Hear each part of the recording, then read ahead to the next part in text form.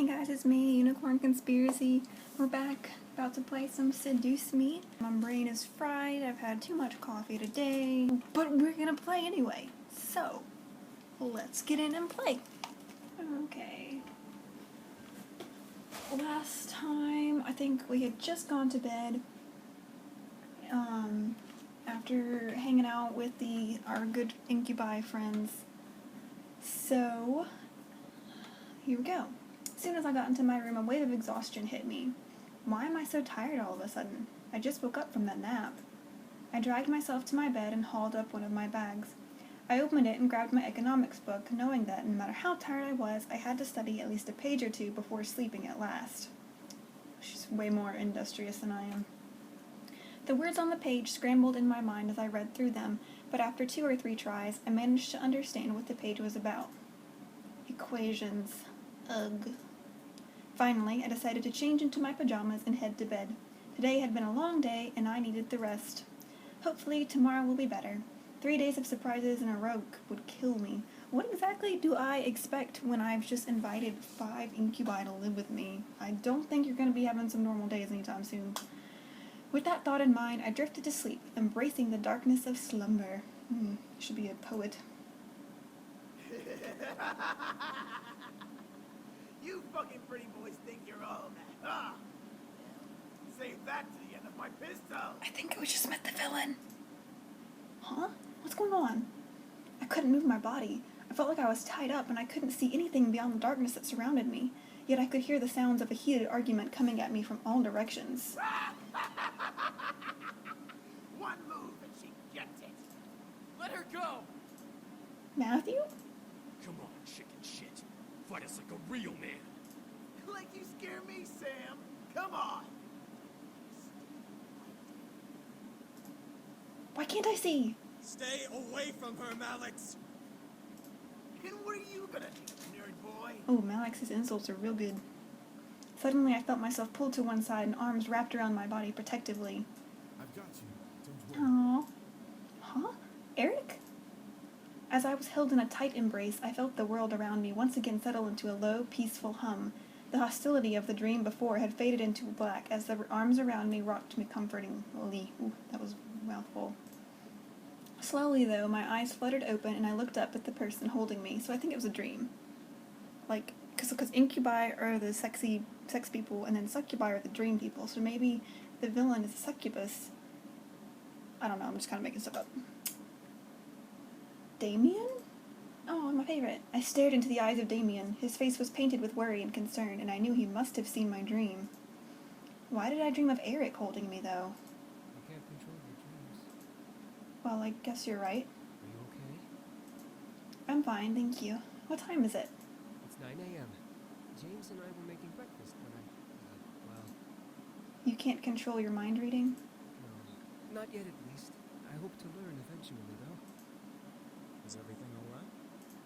Yeah, I'm alright. That's good. I'm assuming you had a nightmare. Sorry for disturbing you both with my little nightmare. You didn't disturb us, miss. Besides, we'd rather make sure you're okay before anything. Thank you. Now, why don't you come downstairs with us and have some breakfast? I'm sure some nice food will take your mind off of what you dreamt of.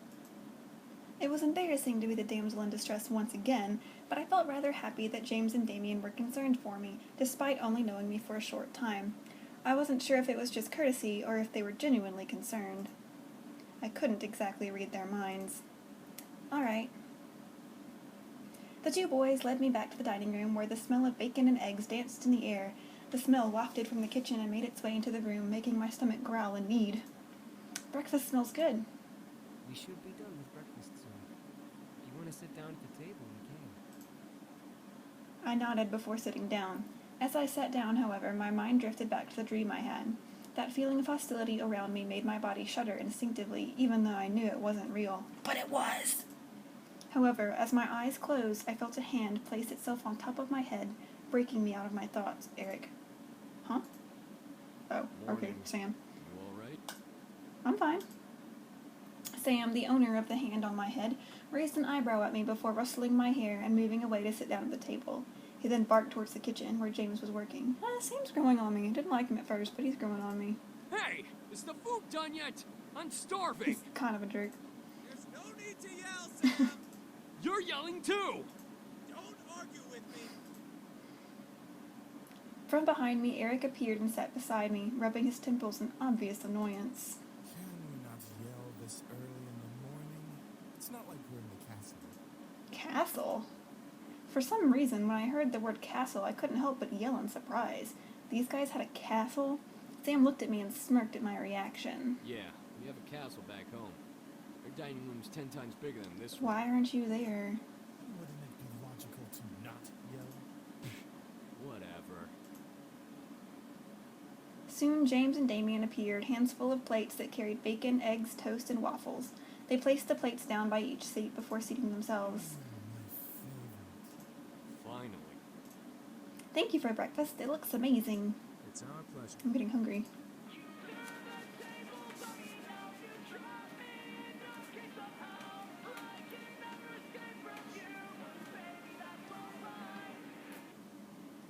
All of a sudden, my phone began to ring, ushering me to pull it from my pocket and answer. My mother again. Hello. Hey, good morning. Good morning, Naomi. Guess who's at your door right now? Oh no! Right on cue, there was a knock from the lobby door. My heart stopped. Suzu and Naomi were here. What are we gonna do? We got too many guys here. They're gonna think I'm a slut. No, wait! My heart quickly began to pound in my chest. Matthew was in the lobby and he'd get to the door first. I instantly jumped out of my chair and rushed out of the dining room.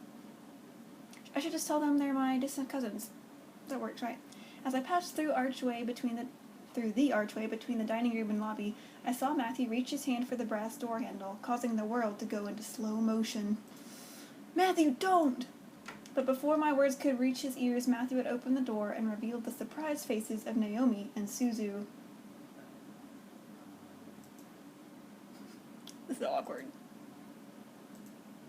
The world around me stopped as Suzu and Naomi kept their eyes on Matthew, who merely stared back in fear and embarrassment. I could feel the air go from warm to freezing in a matter of seconds. I could not believe this was happening. How was I going to explain this? This week was already bad enough.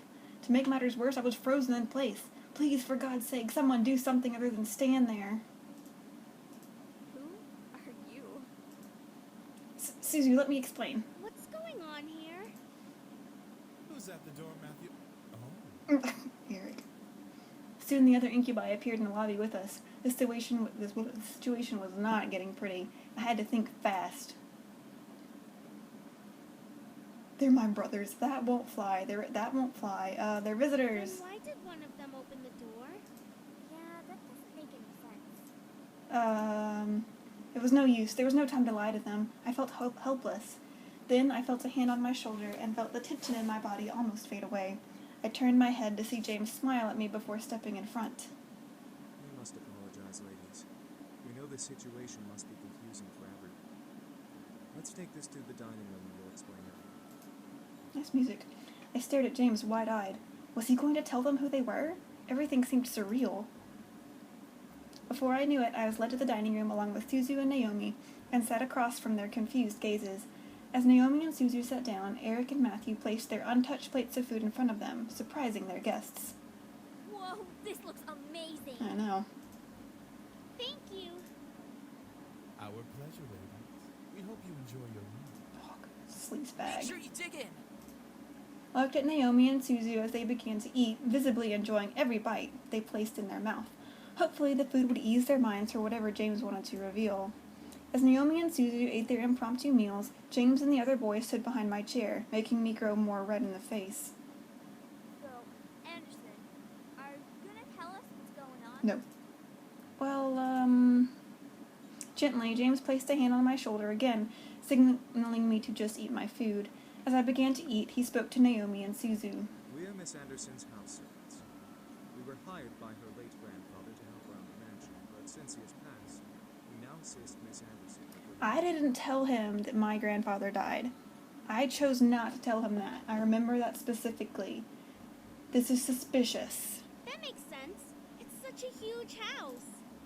A huge house for a wonderful princess such as Miss Anderson deserves the greatest of servants to Eric, care you're laying it on a bit too thick. Why are you all dressed so casually and stuff? Heard allows us to get comfy while we work. So she lets us wear casual clothes. Yeah, something like that. Look how similar Suzu and Sam are. We're sorry if we made the situation awkward earlier. We're very sure that Miss Anderson is also still getting used to having us as her servants. It would be very hard to explain after just a minute. I guess. So, if I may ask, what brings you two ladies here? Well, we wanted to see how our friend was doing. Since it's the weekend and all, usually we hang out and just chill. Yeah, like going to the arcade and stuff. Or the Pink Lady Cafe. Pink Lady Cafe. There's an arcade? That makes a lot of sense, ladies. Well, we don't wish to disturb you any further than we have, so we'll take our leave and start preparing the house. Huh? Preparing for what? We gotta prep the house for some sort of housewarming party thing. Our princess's parents requested a housewarming party to be held here soon. And by soon, they mean tonight. Oh, well, I guess we can help out or something. Right, Naomi? I thought you wanted to go to the arcade. This housewarming thing is more important. No need. We can handle it. If you'd like to, miss, you can go out with your friends while we handle things here. Seriously? Sam, not now. Well, I wanted to help out. Oh, crap. I'll stay and help. Are you sure? Heck yes. I'm sure. Besides, it's my housewarming party. I should help out too. Want us to help out as well? I think we got it all taken care of. Thanks though, girls. Alright, we'll head on out then so we're not in the way. Sorry guys, I'll hang out with you guys soon. It's all good, Anderson. We'll definitely come to the housewarming party tonight. Thanks. I led them back into the lobby and walked them to the doors, opening it for them with a thankful smile. They both gave me hugs before walking out to Naomi's car, which was parked in the driveway. And with that, they left. I was happy that they wanted to help, but I had to do this on my own. It was not their work, so I didn't want to force it on them just because they were my best friends. I wasn't going to force them. They offered like 5 times. We had the entire day to work. The party was tonight, and we had to do all we could to make everything right. We sat down and talked about what needed to happen before the party started that night. Each guy had been assigned a different part of the party to do, and right after lunch we began to work. Since everything was taken care of by at least one incubus, James told me I could assist one of them. The question was, who? Okay, Eric with the no, I don't want James. I don't really like James. Damien with the lobby, Sam with the front yard, Matthew with the cooking. Let's do Damien. I like him. I stayed in the lobby with Damien, who nodded to me and passed me a dust cloth. We have to dust off the railings and other surfaces before we mop the floor. Is that okay? Yeah. I nodded and rolled up my sleeves, climbing the steps of the staircase. Easy as cake. Both Damien and I began to climb to the top of the stairs, wiping the dust off the railing as we went. However, a silly idea came into my mind. I looked over to Damien, wondering if he could read what I was thinking. As I expected, Damien looked over in slight surprise before giving me a slightly concerned look. What if you get hurt? Oh, come on, it'll be fun. I did it all the time as a kid. Damien stared at the rail and thought. My mind began to wander to how much fun my idea was, hoping my thoughts would convince him. Damien sighed softly before smirking slightly and nodding. This writing is starting to get to me. Woo! I quickened my pace on the rail, dusting as quickly as I could as I got to the top. Damien followed quickly behind on the opposite side until oh my gosh, I can't read. Until we both were at the top of the stairs. We both then jumped up and sat on the top of the rails, sliding down each side like a roller coaster. There was a lot of thought on the execution, but not much to stopping. Watch out! Whoa! Our brakes had become us slamming into each other and landing on the floor, him on top of me. I stared up at him in surprise as he looked down at me in concern. Neither of us knew what to say. I'm a laugh. I started to laugh. I didn't know why, but I couldn't control myself. I closed my eyes and laughed in pure enjoyment of what had just happened. Damien began to laugh as well, smiling widely. So romantic. Both of us ended up laughing on the floor. Damien rolled off of me and held his stomach as I held mine. We were both completely engulfed in joy. You were right. That was fun. Oh, I told you. Both of us curled into ourselves, facing each other in laughter before we looked at each other with smiles. However, Damien's face softened as his laughter slowly died. He smiled with happiness in his eyes and a blush across his cheeks. I stared in surprise, my face turning red in return, but my mind going blank. I couldn't stop staring at Damien's smile. Something about him was just completely charming. His eyes had a mixture of happiness and a small bit of yearning. Soon, though, Damien stood up and reached a hand down to me, breaking my silent thoughts. Come on. We need to keep clean. You're right. He slowly nodded before standing and continuing to clean alongside him. The hour of the house party had arrived. In my mind, I kept double and triple checking the essentials for the party. Knowing my dad, he invited his business partners and the executives of the Anderson Company to show me off. I stood in front of my mirror in my room, staring at my form as a million thoughts ran through my mind. It was just a housewarming party, but at the same time, it wasn't. It was my chance to show my dad that I was better than his expectations. It was a chance for me to see my parents as a chance for me to see my... It was a chance for my parents to see me as a woman, is what it's supposed to say, but it doesn't. It was my test to see if I was really ready to live on my own. Well, not truly alone. I had the incubi to thank, but even so, I didn't have my dad guiding me or my mom helping me through living alone. A knock on my door broke my thoughts, surprising me. Who is it? Hey, are you okay in there? Your parents will be here soon, so you should hurry getting ready. Well, I'm ready, but... What? I'm sure you look fine, Anderson. Just come on out. All right. As soon as I opened the door to the hall, I watched as Naomi's and Suzu's faces turned from smiles to complete awestruck stares. Am I that pretty? What? Dude, you look Thanks, hot. Suzu. Yeah, you look amazing. Where did you get that Probably dress? Eric. I've had it for a while. I just never had the chance to wear it. I figured I might as well bring it out now. I stepped out of my room and closed my bedroom door behind me. As I walked down the hall to the grand lobby, the incubi stood waiting for me at the bottom, all dressed to the nines as proper servants. Oh, they look so cute. I like their colors. He actually does look nice. And you look so cute. Oh, it matches their eyes. Very clever. Whoa, they really know how to dress well, don't they? Yeah. Oops, I did it again. I slowly began to climb down the steps with Suzu and Naomi behind me.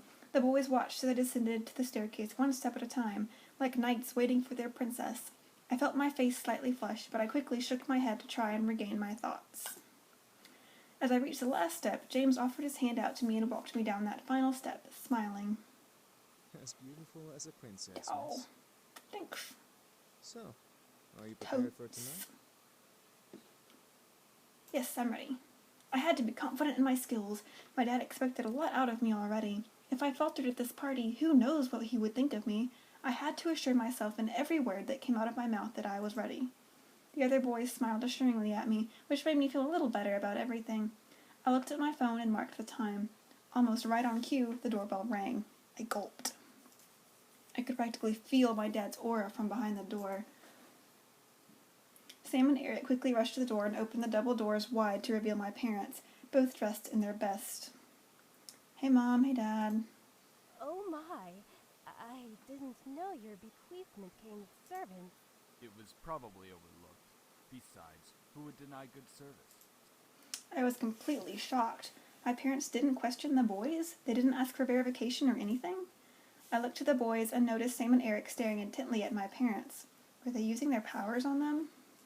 They had to be. There was no way they'd be okay with this otherwise. I guess the servants counted as belongings to the house. My mother quickly rushed to me and gave me a large hug. I hugged her back, inhaling her perfume. It had only been a couple days, but living away from the ones who raised me was hard. My mother soon let me go and looked at my outfit. Gorgeous. You look so lovely. David, look at your daughter and tell her I'm right. I looked to my dad, who was looking around the lobby like an inspector. I stood my ground, waiting for him to look at me. When he did, he let a small smile grace his lips. Your mother's right. You look like you're all grown up. I am, so stop it. The world around me stopped as my heart pounded hard in my chest. Did my dad just compliment me on his own accord? My mother was grinning ear to ear at his words. I was beyond speechless. Thank you, Daddy. However, his cold face quickly returned as he began to look around once again. I assume that you're ready, then, to impress the rest of the guests, correct? What do you mean? The entire board from Anderson Toys is coming tonight. Even the vice chairman's son will be coming. All of them will be measuring... What if the vice chairman's son is the evil guy, Malix? I'm calling it right now. My potential. To become CEO of... I don't want to be. I knew it. Something was off about tonight, and now this party I had become much more than I anticipated. I gulped silently, but I nodded in response. I looked at the incubi, but they were continuing to be servants for my father's approval. I looked behind me and saw Naomi and Susie raise their thumbs at me for encouragement. I let out a small breath before feeling my body accept the situation. I felt a weight in my gut, but I had to hide it. As if time zoomed forward, all of a sudden the main hall of the lobby was full of guests. Men and women in formal or business attire showed up to meet me and see my new home. I didn't expect many to come, but I was once again surprised that night. I shook hands with many officials and executive members, putting on the professional face my dad trained me to have. I felt overwhelmed, but I hid it well behind a small smile and handshake. Many even asked me questions. I tried my best to reply as maturely as possible. I had to remember, say what they want to hear, not what you want to say. So, how do you feel living on your own at such a young age?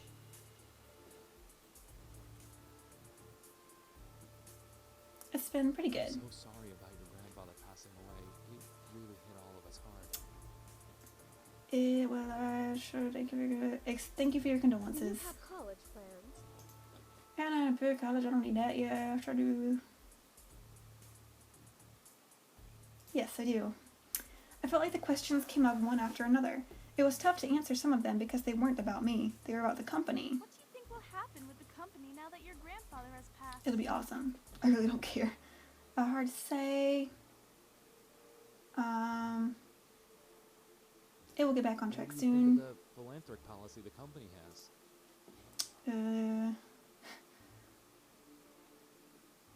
I'm thirsty.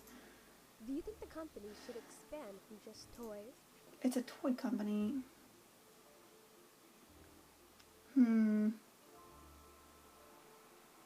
It's a possibility. Eventually the questions stopped and I was back to being myself.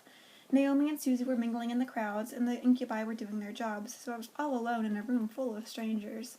It was unnerving to think about, but at least I wasn't being questioned left and right anymore. Suddenly, though, my mom pushed her way through the crowd to me, bringing along someone I didn't know. Honey, I'd like to introduce you to someone.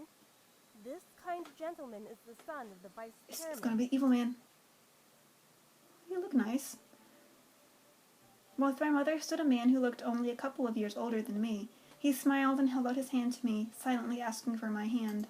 Hi, I'm Andrew Lewis. It's a pleasure to meet you, Miss Anderson. Andrew. I want to do like an elegant, "It's a pleasure to see you today," but that's not really a choice, so I think simply nodding would be kind of a jerky thing to do, so we'll shake his hand. As I placed my hand in his, he raised it to his lips and kissed over my knuckles. I felt my face burn slightly at the gesture. Andrew smiled at me before releasing my hand. I'm honored to be invited here. I didn't invite you, honestly. My mother smiled at both of us, which made me slightly concerned. Why was she excited to introduce me to Andrew? 'Cause she wants you to frickin' marry him, obviously. So, you organized this party very well, Miss Anderson. Thanks. Thank you. You're welcome. Praise is very much deserved. No. Andrew then chuckled nervously, bringing a soft fist to his lips to cover his laugh properly before smiling at me. I'm sorry if I seem a little forward. I've just been excited to meet Harold Anderson's granddaughter. Yeah. Why? He used to talk about you all the time in the office on how you helped him refine his toys. I only attended meetings and heard all of the stories. You've helped a lot with the success of the company without having to actually work there. Oh wow, I didn't know he talked about me. That would explain everyone's fascination with me and their rather personal questions. I looked to Andrew, who had a kind face to me. Something about him seemed off, and I didn't know what it was. He seemed to be hiding something. Whether it was good or bad, I was not able to find out. I kind of like him, but I'm not convinced he's not the evil guy. I felt someone walk up beside me, causing me to turn. Next to me was my dad, giving his cold stare to Andrew, who suddenly became tense. You'd think my dad would want to marry me off as soon as possible. So, you're Jared's son. Although he doesn't like the vice chairman, I forgot. Andrew's body twitched slightly. Whether it was fear or insult, Andrew locked eyes with my father. I couldn't help but feel a tension between them. It irked me how fragile the air had become, enough to break at the wrong word. I think we should say the wrong word. You're the one who wants to be the next CEO of the Anderson. Oh, okay, so he wants me to be the next CEO, not Andrew here. I stared at Andrew. This guy wanted to take my grandfather's place as CEO? I thought the vice chairman wanted the position. David, leave the poor boy alone. I'm merely testing the boy's conversational skills. Nothing wrong with them. Of course not, sir. And polite as well. Interesting. If you'll excuse me. But timid. Quickly, Andrew retreated away from my family into the crowd of people. Let's follow him. I quickly followed Andrew, wanting to be sure he was all right. I felt a little embarrassed that my dad put him on the spot like that. I had to apologize. Ooh, romantic gazebo. We wound up outside. The stars practically danced on the grass as we stood in the backyard of the mansion. It had been my first time in years being out there, but my thoughts weren't on the nostalgia. Hey, Andrew. Andrew turned to me in surprise. However, his face was completely red in both embarrassment and humiliation. I felt terrible. Oh, I didn't see you or hear you following. Sorry. It's fine. I should be the one to apologize. What for? You didn't do anything wrong. I mean, for the way my dad behaved. He shouldn't have been so... Oh, no. No, it's fine. I mean, I should have expected it and been more prepared. Yeah, everyone knows my dad's a jerk. Andrew rubbed the back of his neck and gave a goofy grin. It was intriguing to see Andrew's professional side and then seeing a goofy smile away from everyone. Still, I'm sorry for that. It's not a problem, really, but thank you. You're welcome. We both smiled at each other before I reached my hand out to him. He tilted his head and raised an eyebrow in confusion. He was so suave and charming, and now he's acting like an... I'm confused. Dexter. My name is Dexter. Please call me by my name. In understanding, his smile returned before he took my hand gently and shook it. That's a pretty name. I'm happy to know it now. I'm sure you knew it before. It's not that nice. I have to disagree with you. It's much better than Andrew. I mean, who names their kid Andrew? A freaking ton of people. You know how many Andrews I know? A lot of people do. But how about Axel or Ace? Something cool like Oh, that. you mean like a Dexter? I couldn't help but laugh at him. He was pretty chill for a guy who was supposed to be a vice chairman's son. He grinned and laughed along with me. I don't know why, but I felt warm. Whether it was the almost non-existent breeze or the situation we found ourselves in, it felt nice. Louis. And just like that, the feeling had vanished. We both turned to see my dad in the door to the mansion, staring at Andrew with almost a deadly glare. Andrew straightened up, trying to maintain a business posture. Yes, sir? Oh yeah, his last name is Louis. Your limo is in the front. The driver has requested that you return home. The driver? I think you mean you. Oh, all right. Thank you, sir. Andrew quickly nodded to me before speeding back to the mansion to leave. As I took a step to follow, my dad stopped in front of me. Dad. I don't want to hear it. Do not become friendly with him. He wants to take the company away from us. You have no reason to be friends with him. My dad's such a jerk. He doesn't want me to find love. Before I could retort, my dad turned away and walked back inside, muttering about how the party was nearing an end. I sighed and entered the house as well, wanting for the party to end immediately. Eventually, only Suzu, Naomi, my parents, and the incubi were left. My dad suddenly walked over and placed a hand on my shoulder with a smile. I stared up at him, a wave of confusion washing over my face. What? You did good tonight. I'm proud. Oh, thanks, Dad. Keep it up, and you'll be a good CEO. Thanks, Daddykins. All right, your mother and I have to leave. I'm sure Naomi and Suzu need to leave as well. Just because it's Saturday doesn't mean you should stay up. You're the one who made me live by myself. I can do what I want. Thanks for having us. It was a great party. Totes my goats. We'll come visit tomorrow or something. Okay. Good night, sweetie. Come visit us. No. Will do. All 4 of my remaining guests left the building, all but my dad waving back to me. With the last of the guests gone, I sighed and sat on the staircase, exhausted. That was tiring. It's not like you had to do any work, though. Sam, you don't understand anything. Give her a break, man. She was getting interrogated left and right. She handled herself the best Thanks, she could. Damien. As expected. Shut up, princess. Eric. Since you're exhausted, why not head to bed? We can Oh, clean I up. feel bad.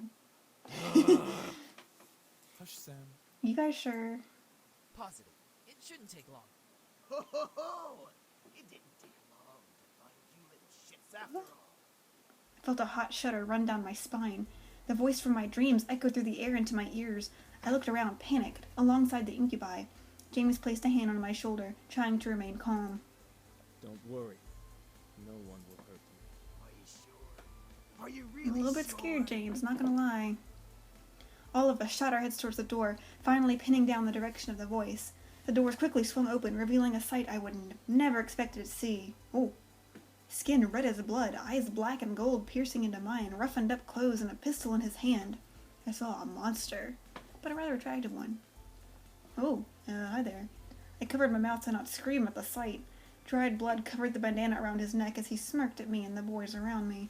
Beside the red-skinned man was a similar-looking woman in matching thug-like clothes. Okay.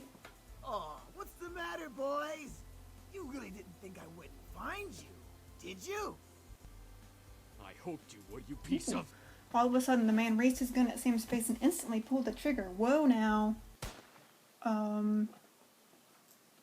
We all gasped in shock, instinctively expecting to see a bullet run through Sam's face, but...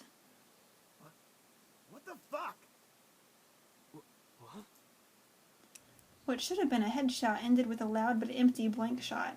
The pistol echoed its empty shots as the man grew more and more pissed, pulling the trigger over and over in aggravation. Luckily for my ears, it became quieter after its first shot. Why the fuck won't you work? It's me, I'm magical. This place is By me. protected. What did you say, Shrimp? This place has a seal, protecting it from hellborn Boom, magic. bitch. What the fuck is that? That means you supposed better to mean? leave. Ah! The man growled and threw his gun at Sam, who was able to dodge it in time. The pistol bounced off the ground a couple of times before sliding further away, hitting the wall in a final stop. As it stopped moving, the gun faded into black flame that disappeared into the air. The previous owner had this place protected by magic, Malix. My grandfather? Malix, that was his name.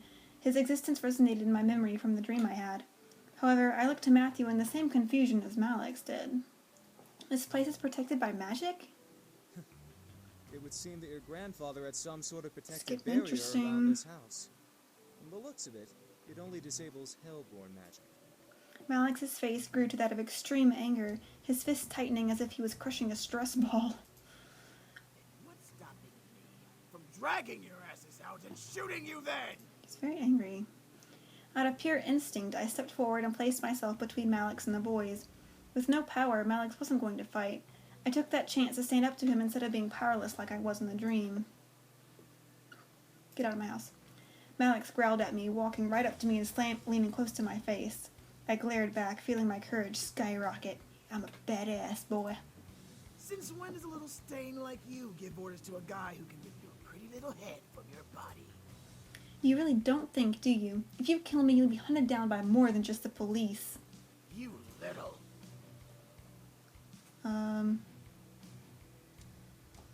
Why is that one a funny color? Oh, there we go.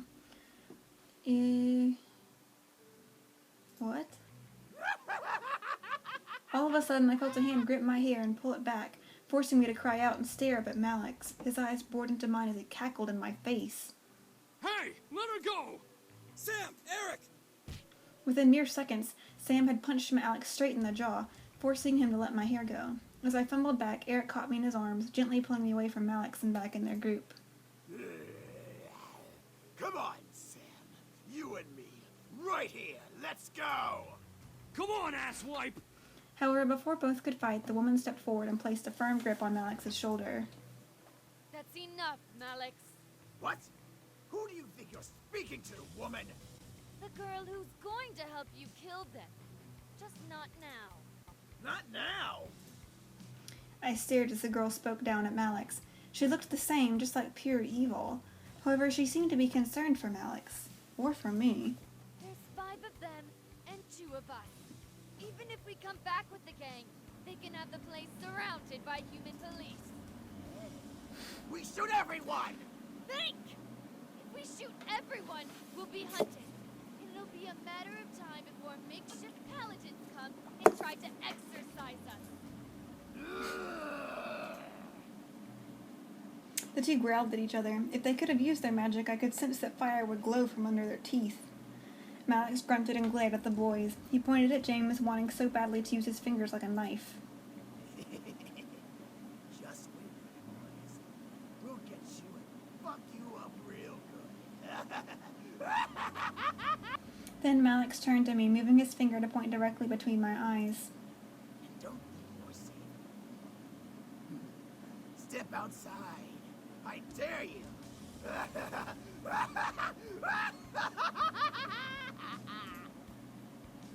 With that, Malix and the woman walked out of the mansion. Well, the doors closed behind him, leaving the boys and I alone once again. Alright, I'm going to end that episode there. It's getting really interesting. Hopefully I'll be able to play soon. So don't eat the rice. Have some beans instead. Baked beans, my absolute favorite. And as always, all my love to you guys, and all of Palmer's love too. If you can see him. He's been so sleepy. Bye guys.